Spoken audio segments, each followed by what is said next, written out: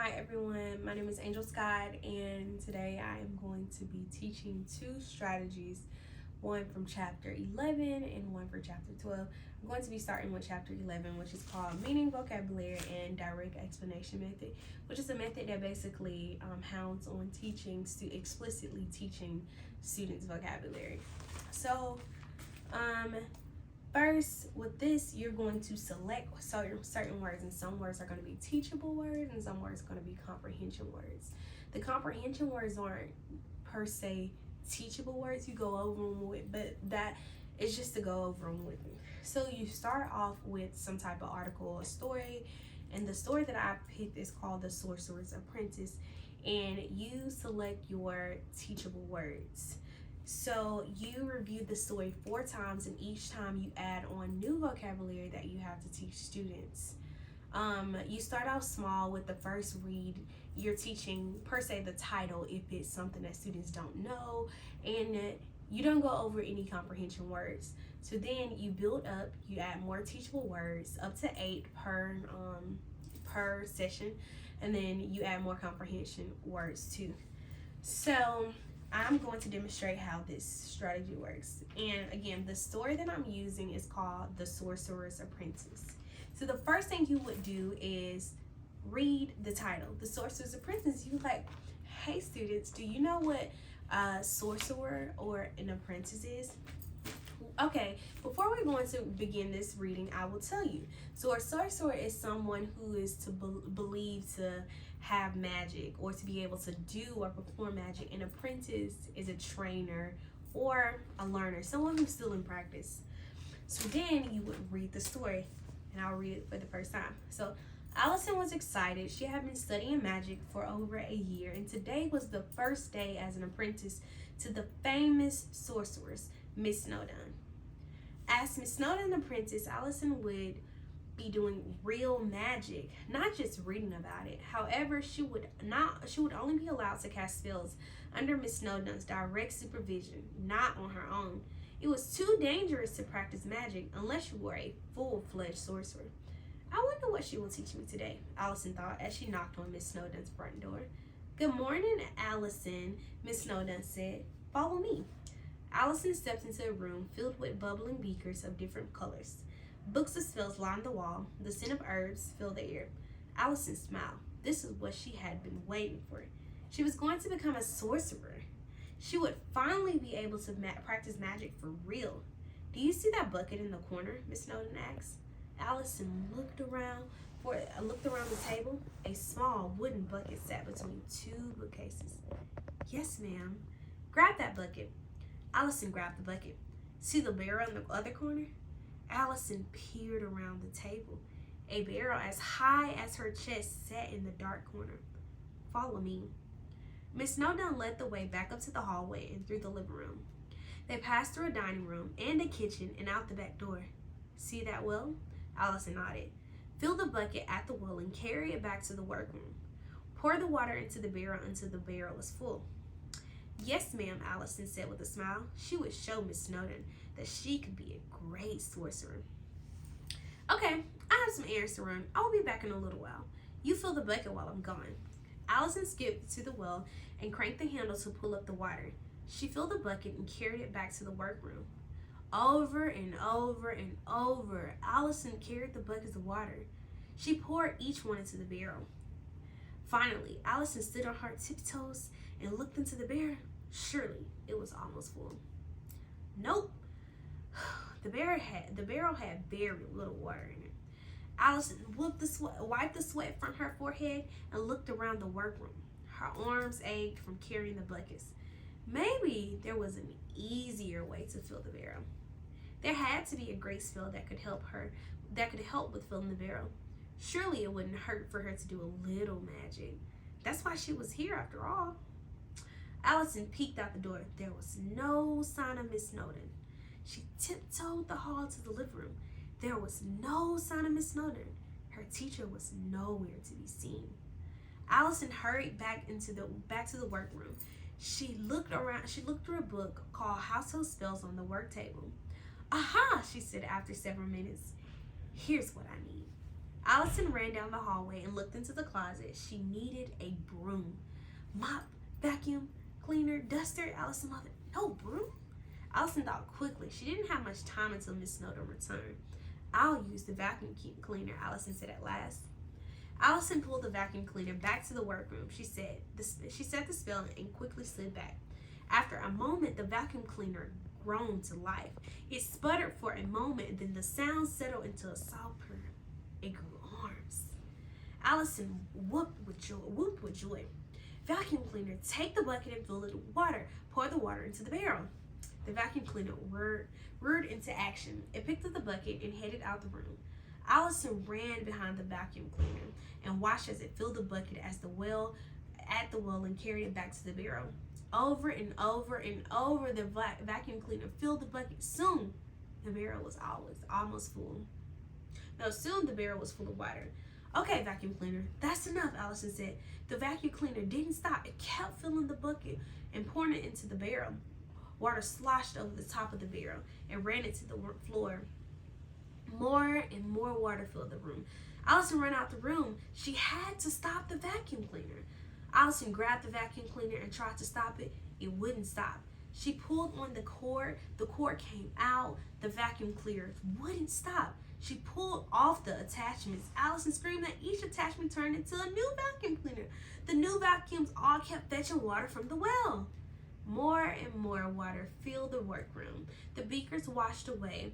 The books floated on the water. The water ran out the door and down the hallway. Allison kept trying to stop the vacuum cleaner, but nothing helped. What's going on? Miss Snowden asked. Allison stopped. She hadn't seen Miss Snowden come home without another word. Miss Snowden waved her hands. The vacuum cleaner stopped. The water drained. The beakers and book returned to their places. Miss Snowden looked down at Allison with amusement in her eyes. What do you think today's lesson was? Allison looked down at her feet and shrugged. The lesson was learning to follow instructions. Miss Snowden placed her hand on Allison's shoulders. Apprentices shouldn't use magic that they don't know how to control.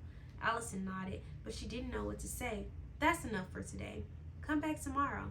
Allison looked up with a smile. Yes, ma'am. Tomorrow I'll do just what you say. Miss Snowden smiled.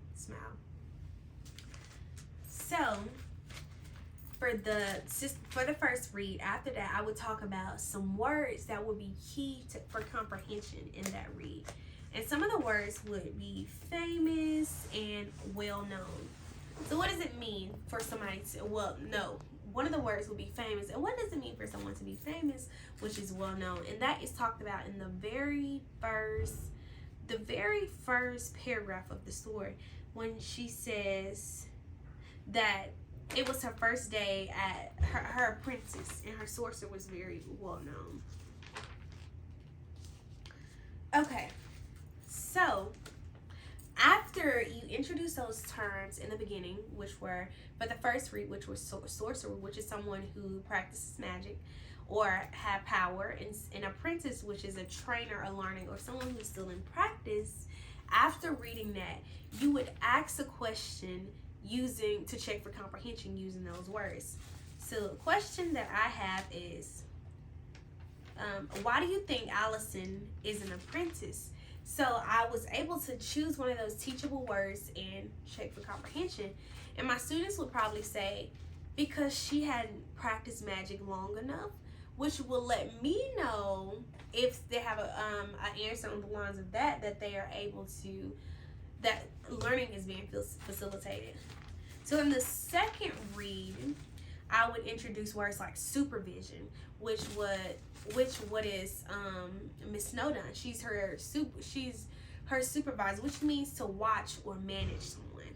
And I'll introduce another word, dangerous, which means to be risky, full-fledged, which means fully grown, a barrel, basically, because that's where the water had to be poured, which is a wooden container, and herbs, which are plants or flowers that are used for special treatments, medicine, and perfume as well. So for comprehension words for the second one, I would talk about magic, because this is my fourth grade class, this is my fourth grade class. So I would talk about what is magic. And because that's very important to understand what the source or what the job of a sorcerer is. And yes, so we're talking about a beaker. A beaker is a glass container that are usually used in a lab, which they were in a workroom and a beaker was used there.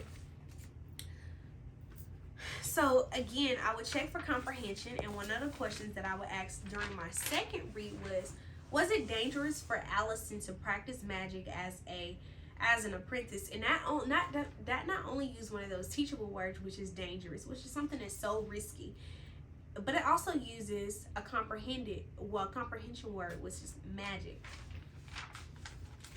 So on the third read, I would highlight very teachable words such as errands. What are errands? Because Miss Snowdon, the reason she left was which was to go run some errands, which she had to do something. So she had to go run errands. And I would talk about sputter. What does it mean to sputter? Because she said the vacuum sputter, which is like an explosive continuous murmur. Which is like an explosive sound, and like a purr. She said it also purred. So that's like a continuous murmur. And yes, so for the third read for comprehension words, I will highlight vacuum, because vacuum is very important to understanding the story. But once you give them that's not a teachable word, it's more of a content word. A comprehension word. So a vacuum, what is a vacuum? Is used for cleaning, and she didn't have a broom, so she had to utilize a vacuum.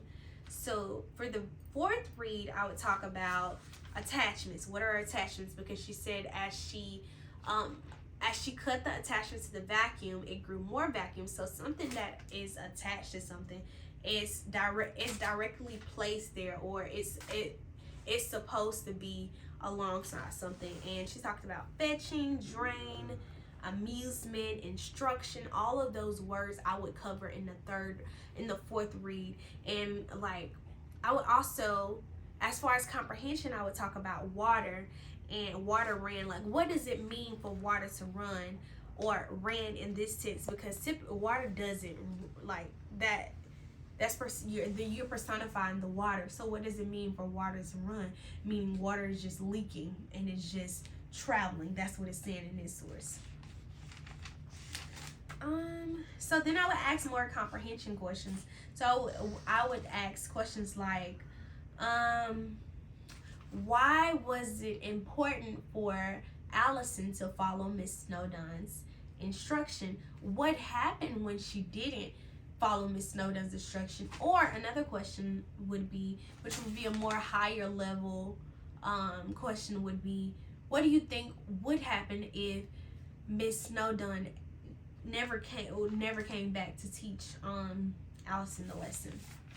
So basically in this strategy, you are going to choose 25 words, up to 25 words, and each word, as you peruse as you matriculate through the reading different times, like the first through fourth time, each time you would choose more words. So that very first word, you would start off by examining the title and seeing if the title has any vocabulary that is essential to essential to understand the story. And then you would choose comprehension words. And after you choose those comprehension words, you would go over them and then read the story the first time. And then the second time you would add more words while asking questions this time, and adding more comprehension words so they can have a better and more detailed analysis of the story. Yes. So my next strategy is called PAVE procedure, which stands for prediction, association, verification, and evaluation. So these are 4 different ways that you will use to teach students vocabulary and words. So I actually created this. And this is how I will. So what I do is I select the word, a target word. So I would have a context census. And I would take the sentence directly from whatever paragraph or whatever excerpt I'm reading. And then I would choose that sentence. Then I would select the target word from that sentence, predict the meaning, find the definition for that meaning, and then create a sentence using the verified meaning. And I would show my students how to do this to be able to decode, to be able to better decode the text. So what I would do is have my students, and my sentence reads, Grumble Toes shuddered at the thought. So this is my context sentence. Then I would ask my class, guys, do you know what word in this sentence is difficult to understand? And my students will reply, shuddered. So I would say, okay, so what does shuddered mean? So no, let's make shuddered our target word. So now we know in the sentence, Grumbletoes shuddered at the thought. We are identifying or working to identify the definition of our target word, shuddered. So now let's make a prediction based on the context of the sentence. So the sentence reads again, Grumbletoes shuddered at the thought.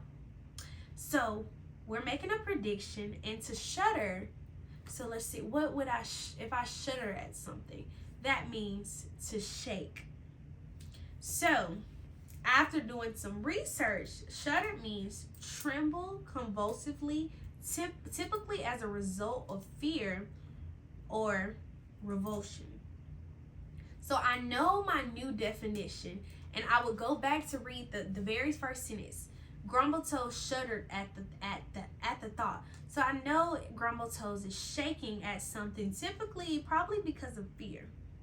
So now I would create revise my sentence revise another sentence based on the definition. So my new sentence is Grumbletoes shuddered at the thought of seeing a shadow around the corner. So this not only encompass what shuddered means, but it also includes why the person was shuddered. So Grumbletoes shuddered at the thought of seeing a shadow around the corner. So we know typically when we see a shadow, it is dark, or the shadow is probably unrecognizable if it's not our own. So we know that the thought of seeing something that is unknown is typically causes fear. So now we have a new sentence that's giving more context to why something would shudder, which is telling us that it might be or possibly because of fear. So then I would teach this strategy, and then during independence practice, I would teach my students how to select a sentence, or how they could collectively select a sentence that have new vocabulary that is not in their oral vocabulary. So that means they probably don't know the word. So once they select that sentence, they're going to identify the target word of that sentence. So if the target word is, what does it mean for between? What does between mean?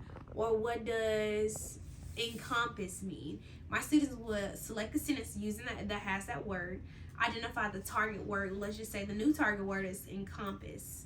So then they would have a predicted meaning. They would think, what does it mean to encompass something? Then they would, after predicting that meaning, they would align that new prediction to align or have to alter that new prediction based on the definition from the word in the dictionary. And after that, they will revise that context sentence. They will revise it at the end using the actual definition of the word, which helps to make a logical inference or prediction and help them figure out the meaning of the word. But yes, so that is it for my PAVE procedure, as well as the, no, that is not it. But it's the method for how to find the definition of a word. So yes, basically, that is it. That is how I will teach my students to find the definitions of new words. Yes.